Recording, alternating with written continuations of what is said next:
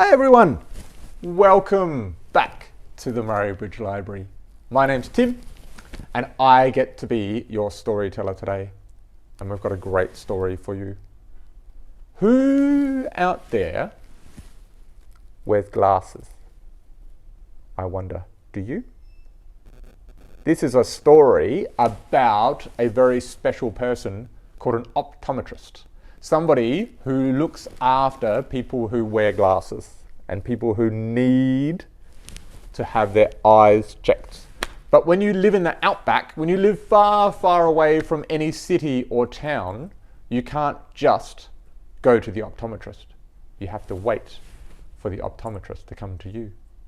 So this story is called The Flying Optometrist. Shall we check it out? It is written by Joanne Anderson and illustrated by Karen Erasmus. Some very interesting names, so I'm sure it'll be a very interesting story. Let's check it out.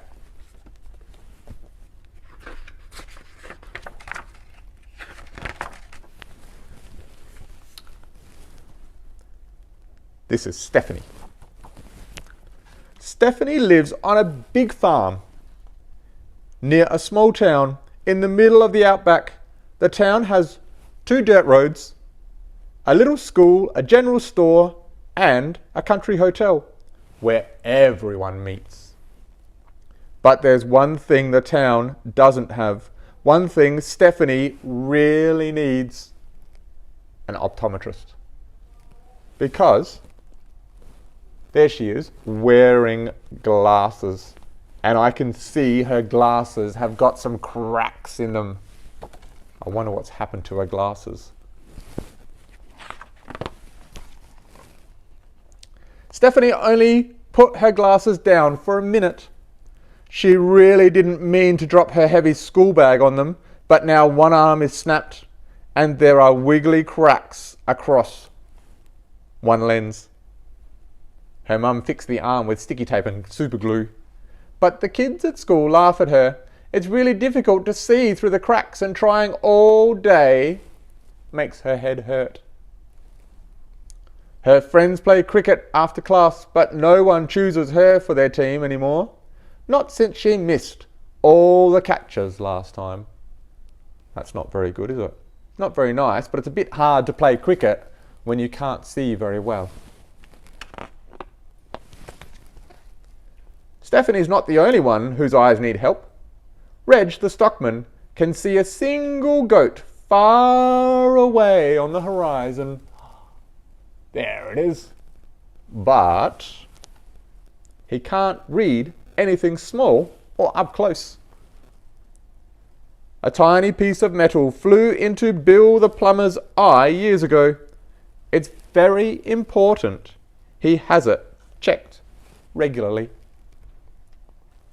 And Auntie Pat's vision is getting cloudy, which makes it difficult for her to see the fine designs on the emu eggs she carves. Thankfully, help is on its way. I wonder who might come to help. All of those people. Ah, here we go. The Flying Optometrist usually comes twice a year. That's not very often, but it's often enough for these people. And he is visiting soon. In his plane, he carries a special case full of all the things he needs to help people's eyes. So there's his black case you can see, and it says optometrist. He flies over suburbs, mountains, mines and fields, from the wet green coast to the dry red outback. Here he comes in his red plane.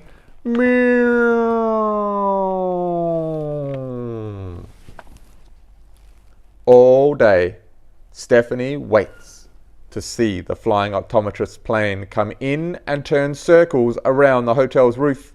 That's how he lets everyone know that he's arrived. But this time, he doesn't appear. Uh-oh. Everyone waits and waits. It starts to rain. The wind howls through the pale gum trees that line the riverbed.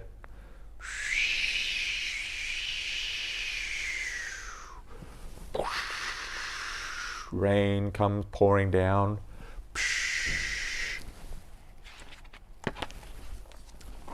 If only they knew what the little red plane was going through.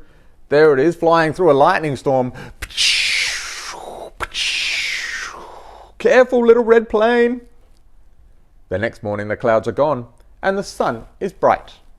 But where is the flying optometrist? Uh-oh. Ah, there he is. Meow.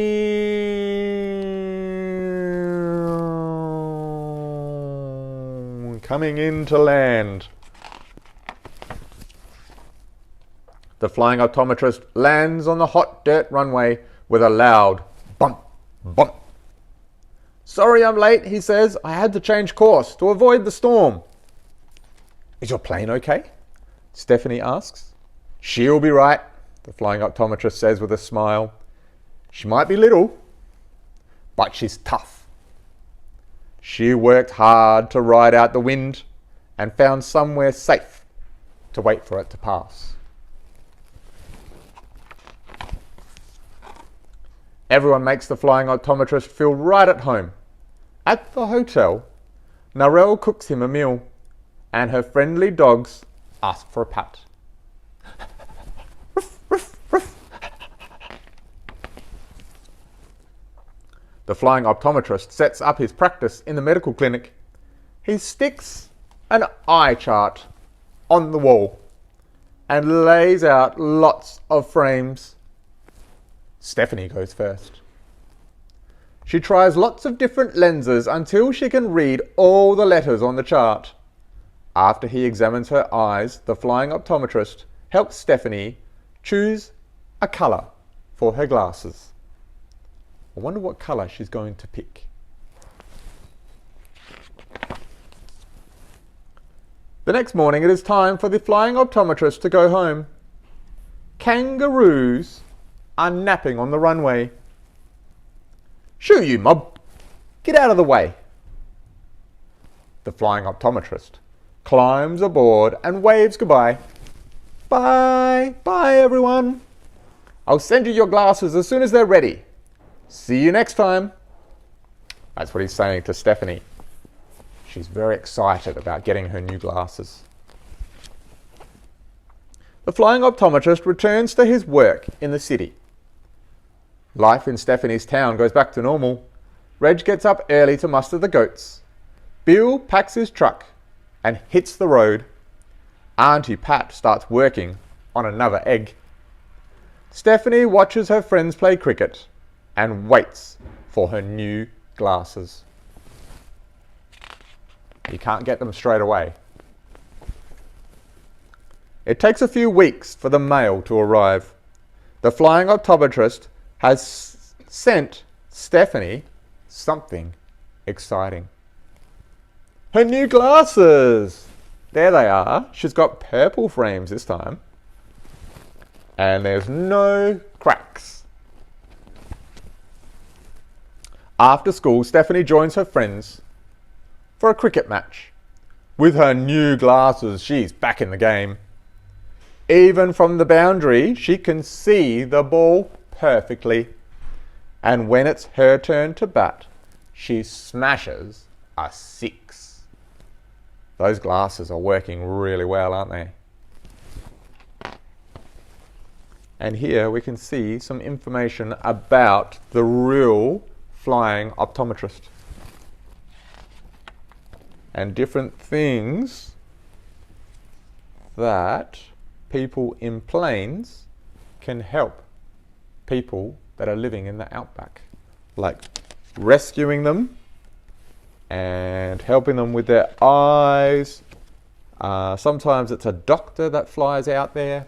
Lots and lots of amazing things that these people are able to do in planes to help people that live way, way, way far away. I hope you loved that story just as much as I did. What a very, very clever book. We'll see you next time.